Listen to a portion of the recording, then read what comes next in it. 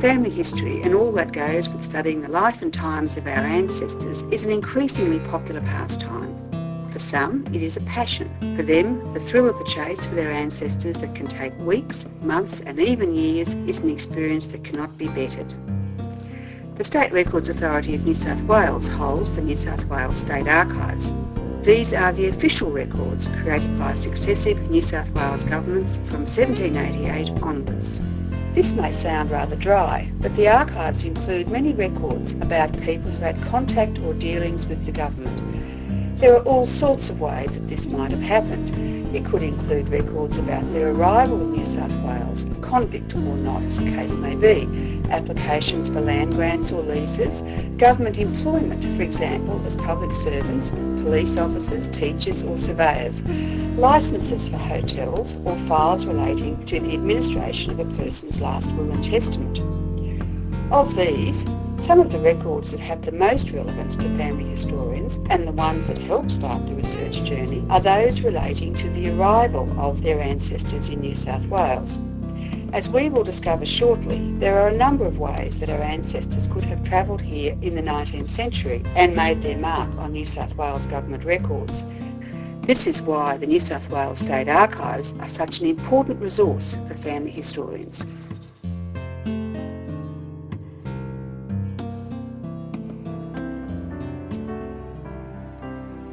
The State Archives are generally arranged by the public office that created them rather than by a person's name. This is why searching the State Archives for references to individuals can sometimes be difficult. It means that researchers need to do some basic preparation by firstly coming up with some ideas about how their ancestors may have dealt with the government of the day before they start their research using the State Archives. Think of examples such as whether they were born here or did they come here from somewhere else? Did they work for the government? Did they have land? Are there some skeletons in the family history closet? Some ancestors may have appeared before the courts. The list goes on. State Records has published a range of useful indexes on its website to try to make it easier for family historians, but not everything has been indexed, so you will still need to do your homework. Once you get started on your research, your ancestor story will begin to take shape. But remember, it's always easier to work backwards from the present to the past. Begin by trying to find out as much as you can about your family. For example, how long have they been in New South Wales? Where did they come from? Quizzing your relatives may help.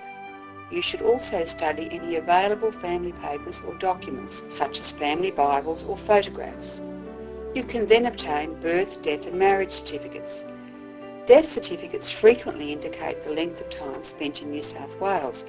This makes them very useful, but as this information is supplied by relatives or friends in attendance at the time, they may contain inaccuracies.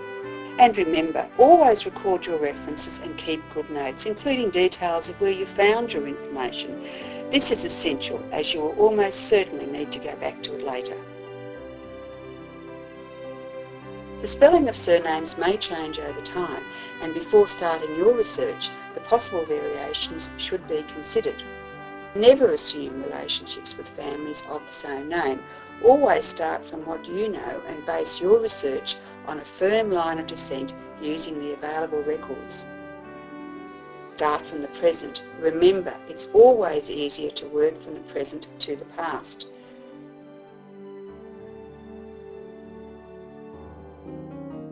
Now that we have considered some of the tips, do's and don'ts of family history, let's have a look at some examples from the key records. These are just a selection of New South Wales State Archives that may contain information about your ancestors.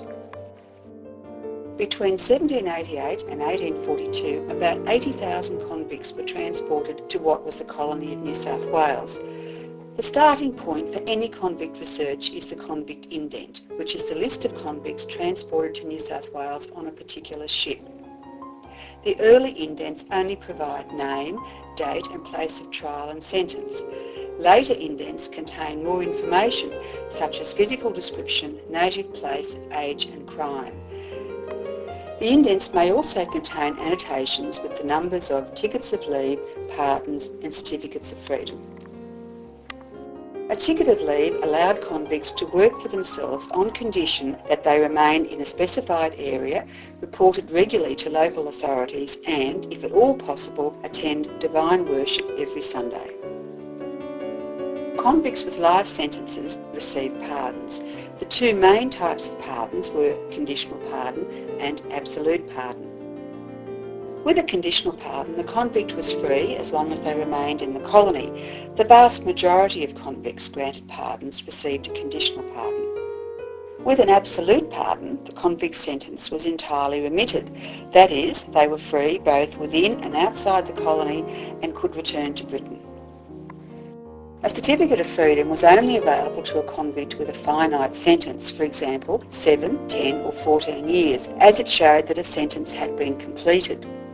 Convicts with a life sentence could only receive a pardon. The convict indent may also show details of any further crimes committed in the colony. State Records has published a guide to New South Wales State Archives relating to convicts and convict administration. This guide is designed to assist those who are researching convicts by describing the records in the archives relating to each stage of the convict's progress, starting with their transportation to their eventual freedom. The guide is available for sale from State Records and it can be ordered through the website.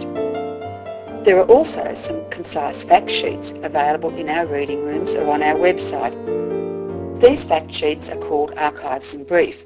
The Archives in Brief related to convict records are numbers 2 and 100. Now, not everybody arrived in New South Wales as a convict, and now we're going to have a look at some other records. A great many people paid their own passage for travel to New South Wales to make a new life for themselves and their families. There were also a number of people who arrived here after having worked their passage as members of the ship's crew. Others arrived as crew and then jumped ship, no doubt attracted by the opportunities available to them in the new colony. In addition, there were many thousands of immigrants who came to New South Wales as part of the various assisted immigration schemes that operated between 1828 and 1896.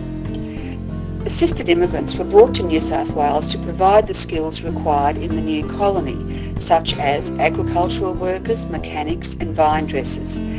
Because the various governments of the day had a direct involvement in bringing these immigrants to the colony, more information was recorded about them than for either the paying passengers or the crew.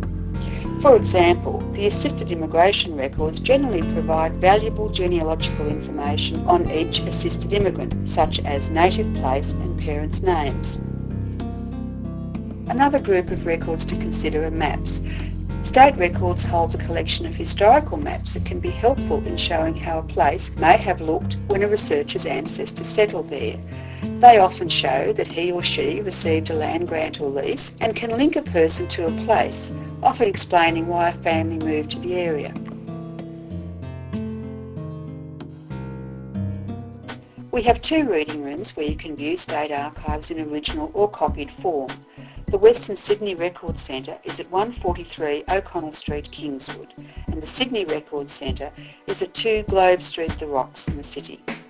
There are over 60 kilometres of state archives in our Western Sydney Records Centre, where researchers can visit the reading room. A reader's ticket is required to access original state archives at the Western Sydney Records Centre. Anyone over the age of 15 may apply for a ticket. Applicants under the age of 18 years must have the application countersigned by a parent or legal guardian. A reader's ticket is valid indefinitely. Many of the more popular records have been copied onto microfilm or microfiche. Copied material is the same at both locations. All original records are stored at the Western Sydney Records Centre. You can find out which records are copied by consulting Archives Investigator. If the records you require are copied onto microfilm or microfiche, then you don't need to apply for a reader's ticket. These resources are on your doorsteps and we are waiting to help you to unlock some of the secrets and stories from the past.